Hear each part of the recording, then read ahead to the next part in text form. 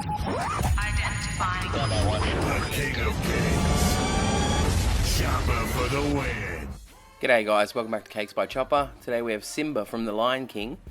First of all, you're going to head over to the Cakes by Chopper Facebook page, print off the template, then you're going to cut it out, place it on top of your cakes, keep it in the same layout as the template, cut out your 3 pieces, then you're going to stack them on top of each other. The back layer has the ears, the middle layer doesn't because we want to make the ears look like they're the 3D effect sitting in the back.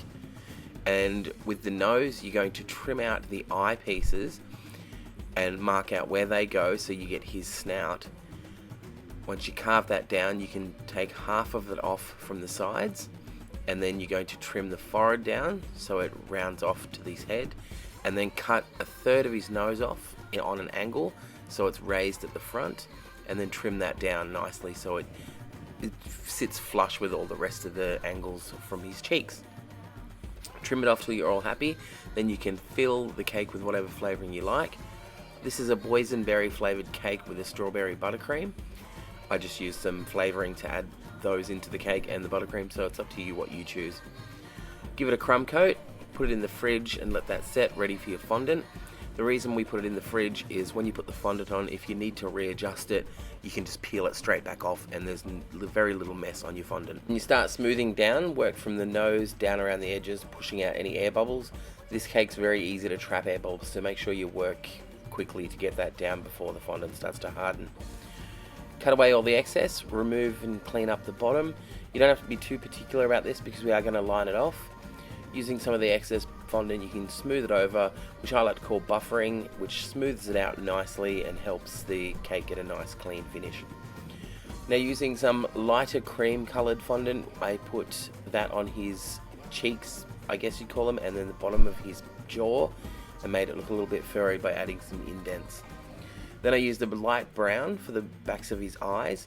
Using the template once again, just cut it out, mark out where they are, and glue them down with a little bit of water.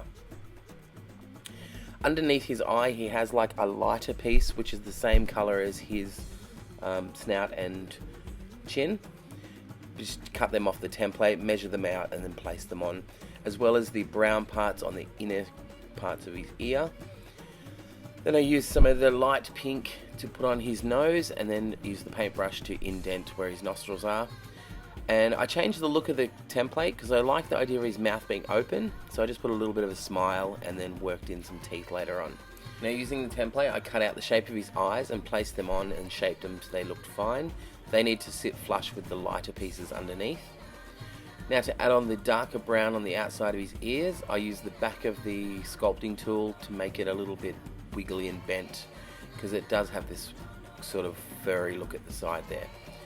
Using a little bit of a rolled out piece of white fondant and 2 little points, I made his teeth and stuck them on, and then started painting in his eyes, which is just the gel food dye, 2 parts liquid, 1 part gel, and that I find is the perfect painting consistency. And then using these newer brushes I got, because I've used wooden brushes in the past, I noticed that they were starting to wear and everything, so I went and upgraded my brushes to a plastic. So I'd recommend getting plastic handled brushes. It just handles better with the washing and cleaning. Rolling out a little snake and then putting some nicks in it for hair and then peeling them back a little bit. I continued on to line off the rest of the cake and paint in the face details, which you just follow your template for. Now, where we get to the mouth, as you can see, I just added the tongue and the teeth and then painted in a fake tongue at the back just using the black. It looks really effective and it's the simplest way to do it. To finish off the cake, you're going to roll out a medium thickness snake, go around the bottom, working from the chin up around because that's where the people are going to look the least amount for the joins, and seal that off. Then paint in some whiskers and fix up any little details that may have had an air bubble, and there you go. There's your Simba cake from The Lion King. If you guys like this video, please give it a thumbs up and share it with your friends on Facebook. Or why not check out Chucky, Ariel, the yellow bird from Angry Birds, or one of my other cakes. As always, thank you guys so much for watching, and I'll catch you next time.